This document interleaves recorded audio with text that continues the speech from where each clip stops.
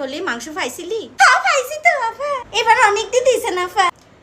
তোরে আমি দিলাম, আম্মা দিল, হ্যাঁ আমরা ভাই বোন সবাই যেমনে পারছি তোরে আমরা সবাই দিছি।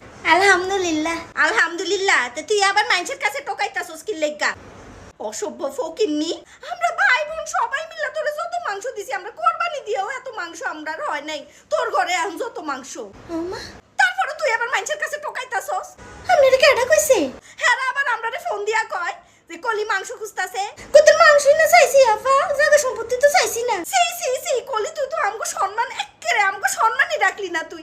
তোর এই খাইচ্চত কই থেকে পাইছস তুই? আমি যদি শুনছি যে তুই আর কারো কাছে ফোন দিয়া মাংস খুঁজছস কলি, তোর এত মাংস লাগে? হ্যাঁ তুই এত মাংস দিয়া কি করস? কি করবি তুই এত মাংস দিয়া? ছোটকে কি লেখা জানেননি? অনেক দিন মাংস কইরা তারপর বেচা দিত। কতটি টাকা আসে জানেননি? ও মা, হ্যাঁ আমি প্রতি বছর তো এটাই করি।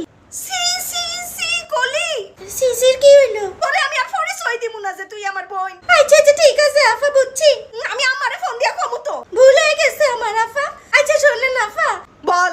ওই আপনার বিল্ডিং এ যে একটা বড় লোক ভাবি থাকে বলে, এত মনে দেশে ঈদ করছে না? হ্যাঁ আছে। আপনার বিল্ডিং এর বড় লোক ভাবিরে কই না আমার লেগে কত মাংস রাখতে। আমি